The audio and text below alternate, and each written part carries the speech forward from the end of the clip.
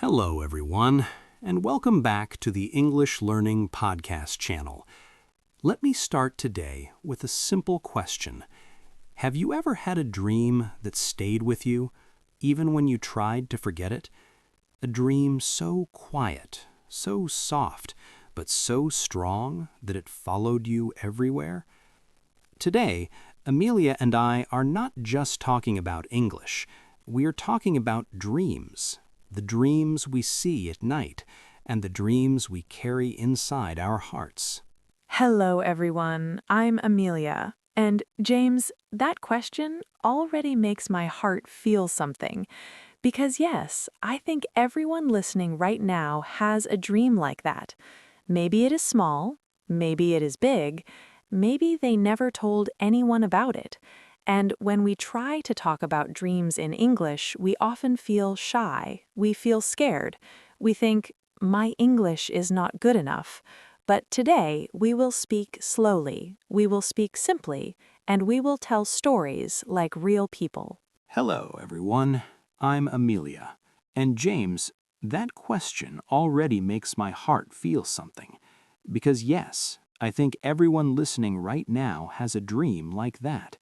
Maybe it is small, maybe it is big, maybe they never told anyone about it. And when we try to talk about dreams in English, we often feel shy, we feel scared. We think, my English is not good enough. But today, we will speak slowly, we will speak simply, and we will tell stories like real people.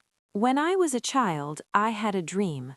I didn't talk about it, I didn't write it down, but every night before sleeping, it came back to me. I saw myself standing in front of people, speaking. My voice was calm. People were listening.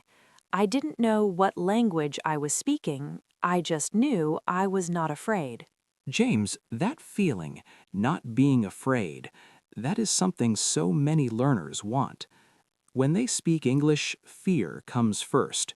Fear of mistakes, fear of being judged, fear of silence.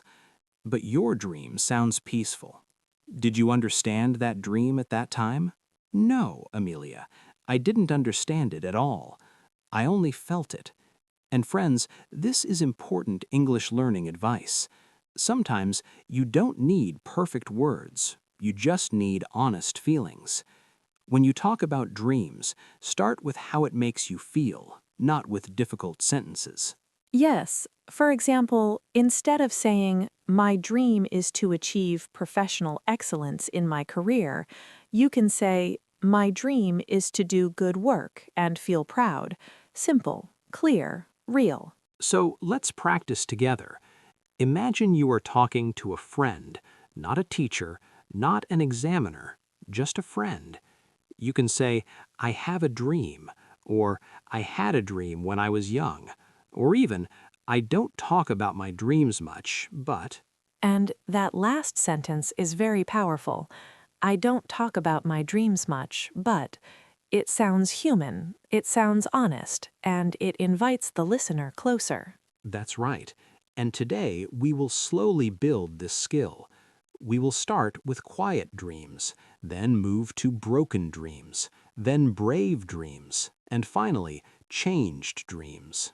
I love that journey, James, because dreams are not straight lines. They change with time, and our English also changes with time.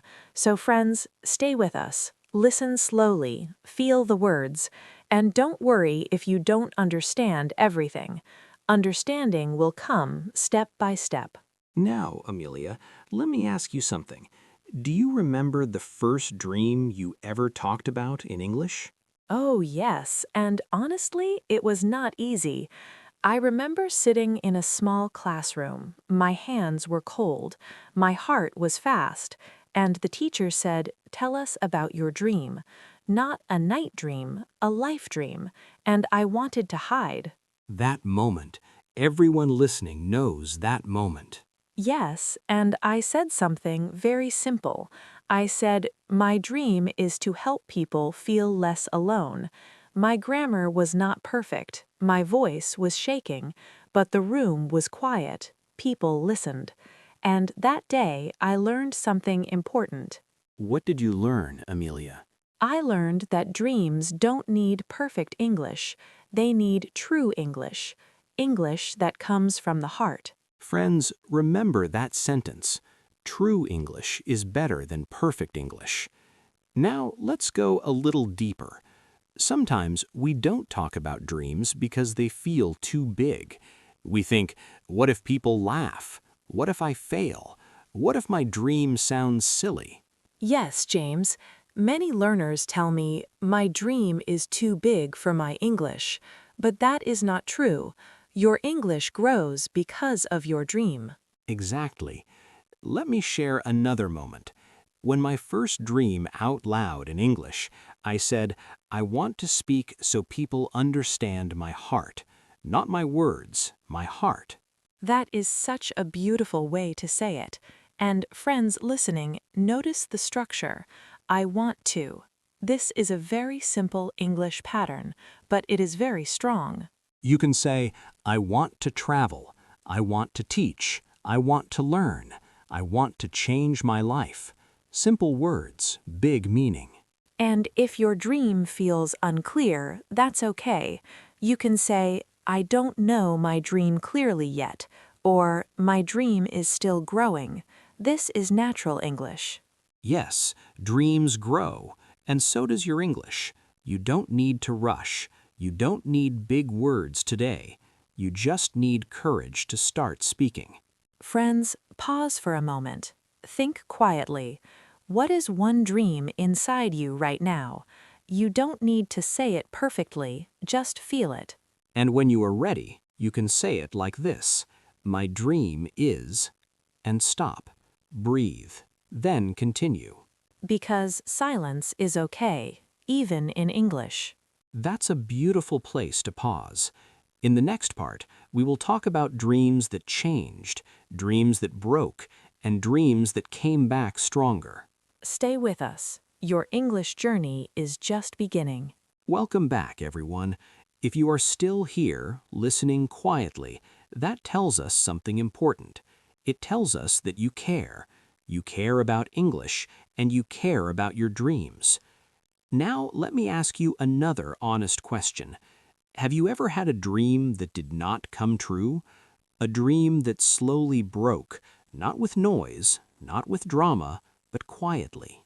James, that question feels heavy because broken dreams are hard to talk about in any language, and in English they feel even harder. Many learners think I should only talk about successful dreams, but real life is different. Real stories include failure, change, pain. And friends listening, this is very important for English learning. When you talk about broken dreams, your English becomes more real, more human. Let me share a moment from my life. There was a time when my dream was very clear. I wanted one thing. I worked for it. I planned for it. And then it didn't happen. What did that feel like, James? It felt quiet, not angry, not loud, just empty. And when someone asked me in English, "What is your dream?" I didn't know what to say. That silence, many learners feel that silence. Yes, so I learned a new way to speak. I learned to say, I had a dream, but it changed. That sentence is powerful. I had a dream, but it changed. It is simple English, but it carries a deep story. Friends, you can say sentences like, I wanted something, but life was different. Or, my dream did not work, but I learned something. Notice how gentle these sentences are. They don't blame anyone. They don't sound negative. They sound honest. And honesty builds confidence. James, did your dream really end, or did it change into something else? That's a beautiful question. At that time, I thought it ended, but later I understood it was only changing shape. Friends listening, sometimes a broken dream is not the end of your story. It is only the middle. And in English, you can say that very simply. You can say, my dream did not end, it just changed. Say it slowly. Feel the words. My dream didn't end, it just changed. That sentence alone can be a full conversation. When dreams change, we also need new words, not big words, just new feelings. Yes, because when a dream changes, people often ask, "So what do you want now?" And that question can feel scary. Very scary, especially in English, because you may feel unsure. So let's practice safe, simple answers. You don't need to sound confident, you just need to sound real. For example, you can say, "I am still thinking about my dream." Or, I am learning what I want. Or even, "I am open to new dreams." Friends, notice something important. All these sentences use the present tense. They show that you are alive, moving, growing.